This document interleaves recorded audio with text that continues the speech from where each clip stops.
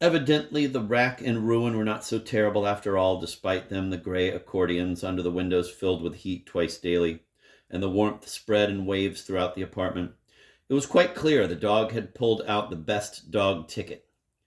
His eyes filled with tears of gratitude to the Prechistinka sage at least twice daily. Besides, all the mirrors in the waiting room and in the office between the cabinets reflected the lucky dog, a real beauty. I'm a handsome devil. Am I perhaps an unknown canine prince? Incognito, the dog wondered, gazing at the shaggy, coffee-colored dog with a well-pleased muzzle, wandering about in the depths of the mirrors. It is very possible that my grandmother had sinned with a Newfoundland. Look at that white spot on my chin. Where does it come from? I ask you. Philip Filipovich is a man of excellent taste. He wouldn't pick up just any stray mutt. In the course of a week, the dog gobbled down as much food as he had eaten during the last hungry month and a half in the street. But of course, measured by weight only, the quality of his present diet was beyond comparison. Even aside from the pile of scraps bought daily by Darya Petrovna at the Smolensk market for 18 kopecks, it would be enough to mention the 7 o'clock dinners in the dining room, at which the dog was present despite the protests of the exquisite Zina. During those dinners, Philip Filipovich irrevocably earned the status of divinity. The dog stood up on his hind legs and chewed his jacket. The dog learned to recognize his master's ring, 2 loud, short blasts, and flew out barking to welcome him in the hallway. The master would tumble in, wrapped in his silver fox glittering with a million snow sparks, smelling of tangerines, cigars, perfume, lemons, benzene, eau de cologne, and woolen cloth, and his voice, like a megaphone, resounded through all the rooms.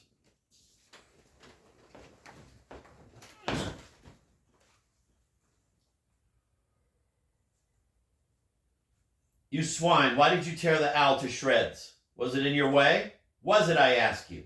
Why did you smash Professor Metchnikoff? He would be whipped at least once, Philip Filipovich. He should be whipped at least once, Philip Filipovich, Zina cried indignantly. He'll get completely out of hand. Look what he did to your galoshes. Nobody should be whipped, Philip Filipovich cried heatedly. Remember that once and for all. Neither man nor animal can be influenced by anything but suggestion. Was he given his meat today? Heavens, he's eating us out of house and home. Why do you ask such things, Philip Filipovich? I only wonder why he doesn't burst. Well, let him eat all he wants. What did you have against the owl, rascal? Ooh, ooh, whimpered the fawning dog and crawled on his belly with his paws splayed out. Then he was dragged noisily by the scruff of the neck across the waiting room to the office. The dog whimpered, snapped, clutched at the rug with his nails, rode on his backside like a circus dog. In the middle of the office on the rug lay the glassy-eyed owl with a slit belly, from which protruded some red rag smelling of naphthalene. On the table lay the portrait bust, shattered to pieces. I deliberately did not tidy up just so you could admire it, Zina reported excitedly. He jumped on the table, the scoundrel, and snapped at the tail. Before I knew it, he gutted it. Poke his snout into the owl. Philip Filipovich, let him know how to spoil things. And a wild howling broke out. The dog, who clung to the rug, was dragged to have his nose poked at the owl, and he wept bitter tears, praying, beat me, but don't kick me out of here. Bitch.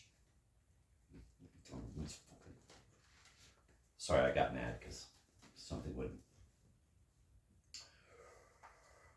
Send the owl to the taxidermist at once, and here is 8 rubles and 16 kopecks for the car fare. Go to Murs and buy him a good collar and chain. On the following day, they put a wide, shiny collar around the dog's neck. At the first moment, as he looked into the mirror, he was dreadfully upset and slunk off to the bathroom with his tail between his legs, wondering how to scrape it off against a trunk or box. But very soon it dawned on him that he was simply being stupid. Zina took him walking on the chain along Bulgakov Lane. In the beginning, he walked like a convict, burning up with shame. However, by the time they had reached the Church of Christ on the Prechistinka, he began to realize how much a collar meant in life. There was fierce envy in the eyes of all the dogs he met. And near Dead Man's Alley, some rangy mutt with a chopped-off tail barked insults at him, calling him gentleman scum and 6 legs. As they were crossing the streetcar tracks, the militiaman looked at his collar with admiration and respect. And when they returned, the most unheard-of thing occurred. Fyodor, the doorman, opened the front door with his own hands and let Sharik in. And he remarked to Zina, "Look at that shaggy beast Philip Filipovich has gotten himself, and how fat!" "I'll say he eats enough for 6, said Zina, flushed and pretty from the cold. "A collar is just like a briefcase," the dog quipped mentally, and wagging his behind, proceeded with a lordly air up to the second floor. Having assessed the full value of a collar, the dog made his first visit to the chief department of paradise, from which he had been categorically banned until then, namely, the realm of the cook, Darya Petrovna. The whole apartment wasn't worth 2 spans of Darya's kingdom. Every day the stove, black on top and faced with tile, roared and stormed with flames. The oven crackled, and the shafts of scarlet light Darya Petrovna's face burned with eternal fiery torment and unquenched passion. Her glossy face dripped fat, and her fair hair, fashionably drawn over the ears and formed into a basket in the back, shone 22 fake diamonds. Golden saucepans gleamed on hooks along the walls. The entire kitchen clattered with odors, gurgled and hissed with covered pots. "Out!" shrieked Darya Petrovna. "Out, you homeless sneak thief! All I need is to have you here. I'll bash you with a poker." "Oh, don't! Why are you scolding?" The dog squinted at her with melting eyes. "What sort of sneak thief am I? Don't you see the collar?" And he sidled to the door, prying it open with his muzzle. Sharik possessed some secret power over human hearts. 2 days later, he was already lying next to the coal bin and watching Darya Petrovna work. With a sharp, narrow knife, she chopped off the heads and claws of helpless grouse. Then, like a furious executioner, she pulled the soft flesh off the bones, tore the entrails out of chickens, busily turned the meat grinder. And throughout all this, Sharik was torturing a grouse head. Darya Petrovna extracted pieces of roll soaked in milk from a bowl, mixed them with the meat pulp on a board, poured cream over the mixture, salted it, and molded it into patties. The stove hummed like a house on fire, and in the frying pan something gurgled, bubbled, and leaped. The door of the oven sprang back with a clatter, revealing a terrifying hell in which flames roared and flashed. In the evening, the fiery maw went dark, and in the kitchen window, over the white curtain covering the lower panes, stood the dense and dignified Prechestinka night, lit by a solitary star. The kitchen floor was damp, the pans glinted dimly and mysteriously, and a fireman's cap rested on the table.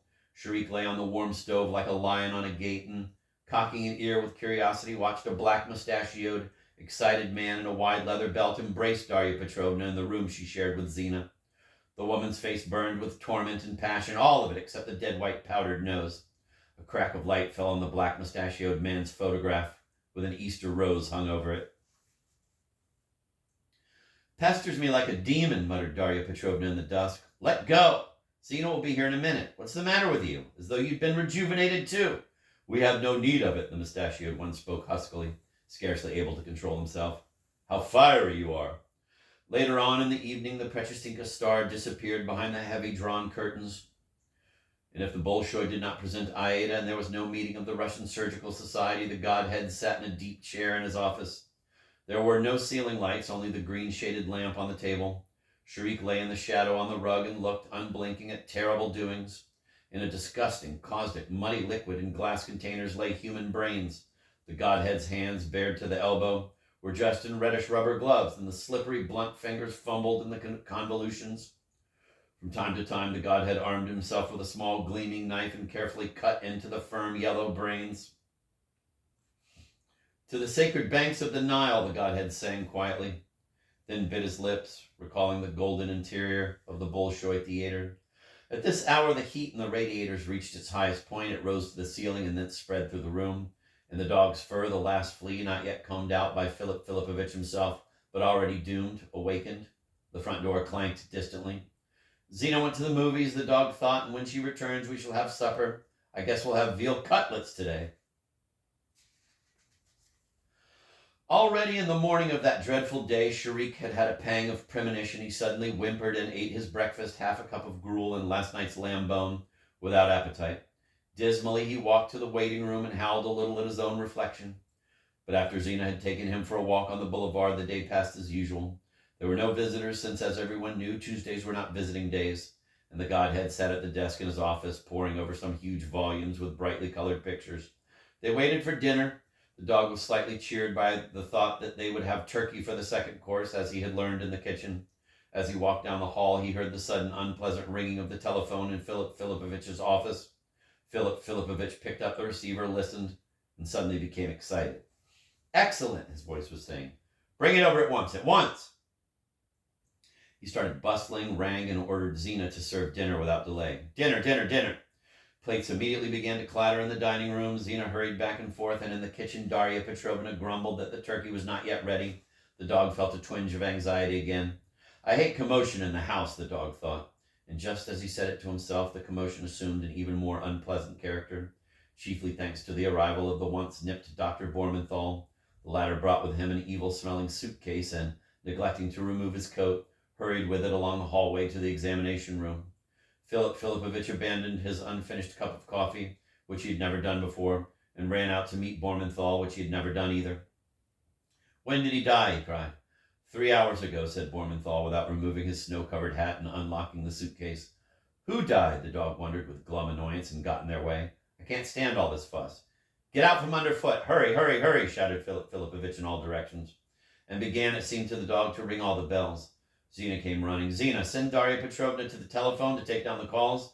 Admit no one. You'll be needed, Dr. Bormenthal. I implore you. Hurry, hurry, hurry. I don't like it at all, the dog frowned offendedly and went wandering over the apartment. While all the excitement was concentrated in the examination room, Zina was suddenly wearing a smock that looked like a shroud and began to run back and forth between examination room and kitchen. Guess I'll go and eat something. To hell with them all, decided the dog, when he suddenly got a surprise.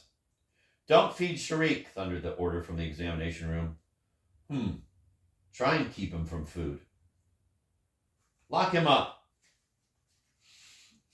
And Sharik was lured into the bathroom and locked up. The swine, thought Sharik, sitting in the dim bathroom. Stupid. And he spent about 15 minutes in the bathroom in the strangest mood.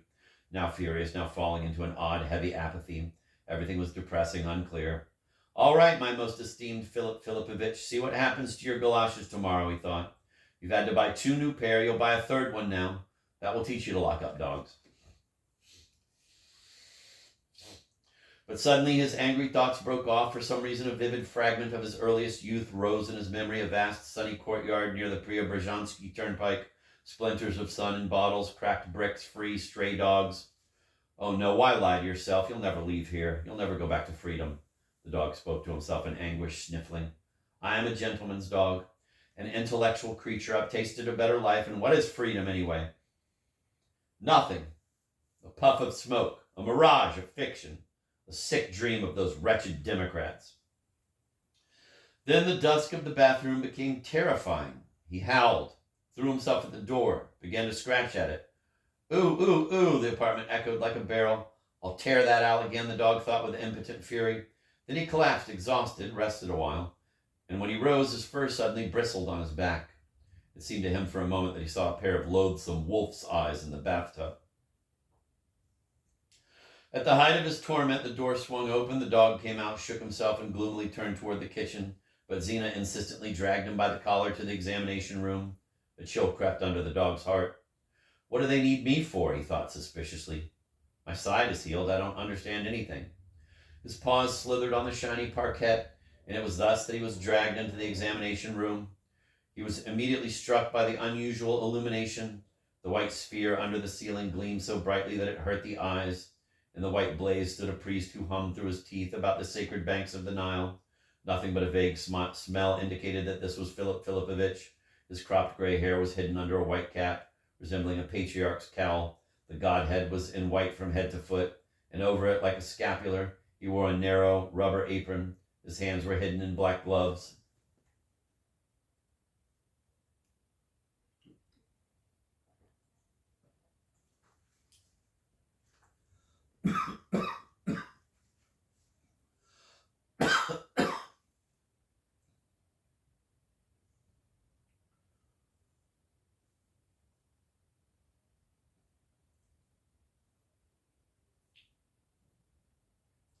The bitten one was also in the cupola of light. The long table was extended, and near it stood a little square one on a gleaming leg. Most of all in this room, the dog hated the bitten one, and mostly because of his eyes, usually bold and direct. Today they ran in all directions, evading the dog's eyes. They were guarded faults and held in their depths something nasty, evil, something criminal. The dog gave him a glum and heavy look and slunk off into a corner. The collar, Zina, Philip Filipovich said in an undertone, but don't excite him. Zena's eyes immediately became as vile as the bitten one's. She approached the dog and gave him an obviously false pat. He looked at her with anguish and contempt. Well, there are 3 of you. You'll get me if you want to. But shame on you. At least if I only knew what you're going to do to me. Zena undid the collar. The dog shook his head, snorting. The nipped one appeared before him, spreading a foul, nauseating smell. Ah, disgusting. Why do I feel so sick and frightened? The dog thought, backing away. Hurry up, doctor, Philip Filipovich said impatiently. The air filled with a sharp Swedish odor. The bitten one, fixing the dog with his watchful, rotten eyes, took his right hand from behind his back and quickly slapped a piece of damp cotton over the dog's nose. Sharik was stunned. His head reeled slightly, but he still had time to recoil. The bitten one jumped after him and suddenly covered his whole muzzle with the cotton. His breath stopped, but the dog still managed to break away once more. Murderer flashed in his head. Why? What for?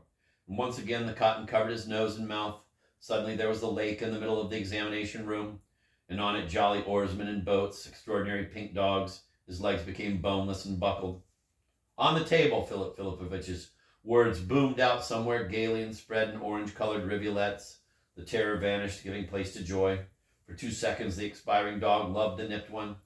Then the whole world turned upside down, and he felt a cold but pleasant hand under his belly. And then, nothing.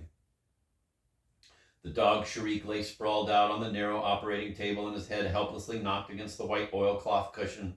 His belly was shaved, and now Dr. Bormenthal, breathing heavily and hurrying, was shaving Shrik's head, the clipper chewing into the fur. Philip Filipovich leaned against the edge of the table, watching the procedure with eyes that glittered like the gold rims of his glasses. He said excitedly, Ivan Arnaldovich, the most important moment is when I enter the Turkish saddle. I implore you, hand me the pituitary instantly. It must be sewed on at once. If bleeding begins there, we shall lose time and lose the dog. Not that he has a chance anyway. He was silent, squinted, and with a seemingly mocking glance into the dog's half-closed eye, added, But you know, I feel sorry for him. Imagine, I've gotten used to him. His hands were raised all this time, as though blessing the luckless mongrel Sharik for a heroic feat. He was trying to keep his black gloves free of a single speck of dust. The dog's whitish skin gleamed from under the shaved fur. Bormenthal flung away the clippers and armed himself with a razor. He soaped the small, helpless head and began to shave it. The razor scraped loudly, and here and there a drop of blood appeared. When he had finished shaving, the bitten one wiped the head with a wad of cotton dipped in alcohol. Then he stretched the dog's bare belly and said, puffing, Ready. Zena opened the faucet over the sink, and Bormenthal hurried over to wash his hands. Zena poured alcohol on them from a bottle.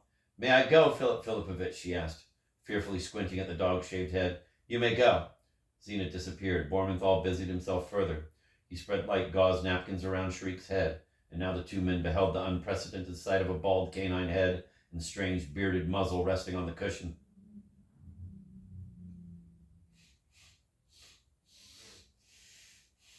The priest stirred. He drew himself up, glanced at the dog's head, and said, Well, with God's blessing. Knife. Bormenthal took a small pot-bellied knife from the gleaming pile on the little table and handed it to the priest. Then he put on black gloves similar to the priest's. Sleeping? Said Philip Filipovich. Fast asleep. Philip Filipovich clenched his teeth. His little eyes acquired a piercing, prickly glitter. He swung the knife and made a sharp, long incision on Shrik's belly.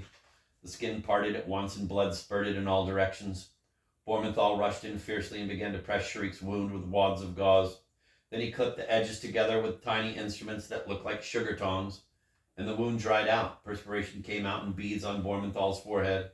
Philip Filipovich slashed Sharik a second time, and together they began to tear his body apart. With hooks, scissors, clips, pink and yellow tissues jumped out, weeping with bloody dew. Philip Filipovich turned the knife in the body, then cried, Scissors!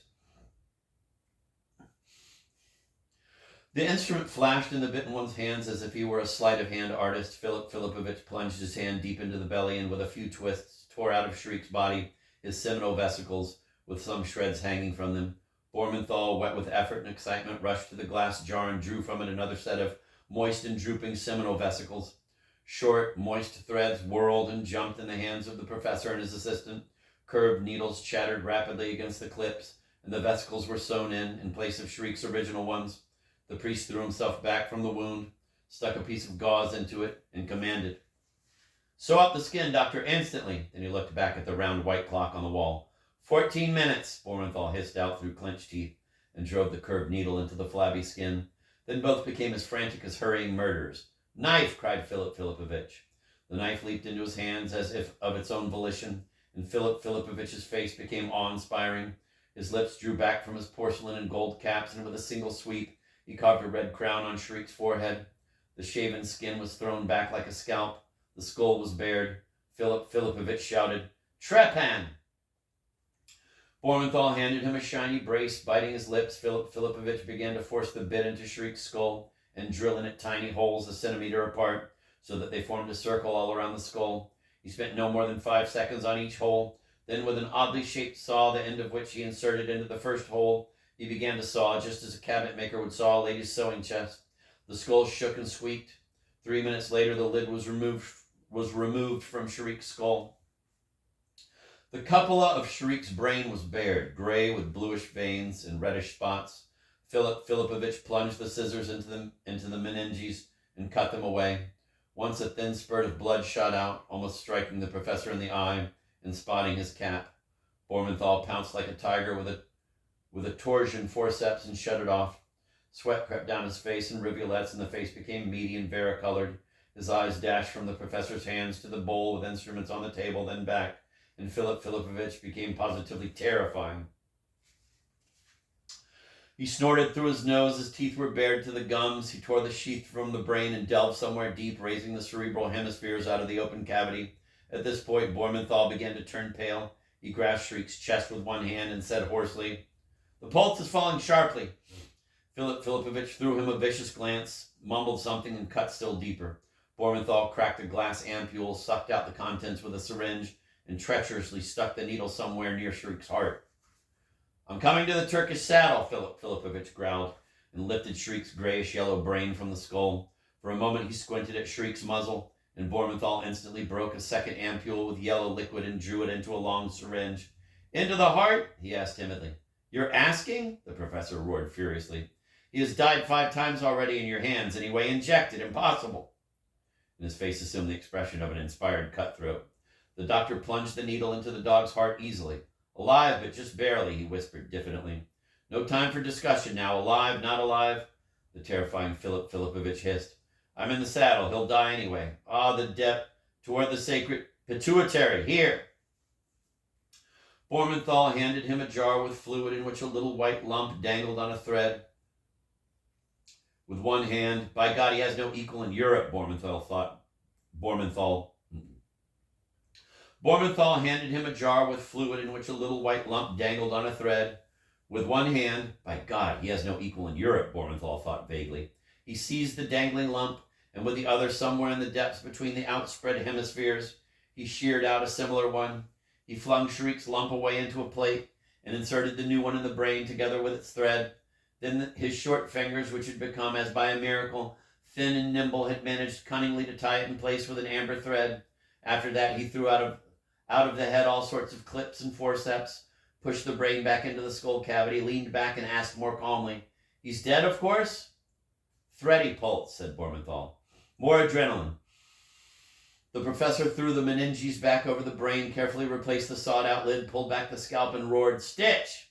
Bormenthal sewed up the head in some 5 minutes, breaking 3 needles. And now, against the blood-stained background of the cushion, there appeared Shriek's extinguished, lifeless muzzle with a circular wound on his head. Philip Filipovich fell back from the table like a satiated vampire, tore off one glove, sending up a cloud of sweaty powder, ripped the other, flung it on the floor, and pressing the button in the wall, rang. Zina appeared on the threshold, turning her face away from the bloodied Shriek. The priest removed his blood-stained cowl with chalky hands and shouted, "A cigarette, Zina, at once! Fresh underwear and a bath!" He rested his chin on the edge of the table, spread open the dog's right eyelids with 2 fingers, glanced into the obviously dying eye, and said, "The devil take it, he didn't die." "Oh, well, he'll die anyway." "Ah, Dr. Bormenthal, I'm sorry for the mutt. He was sly, but affectionate."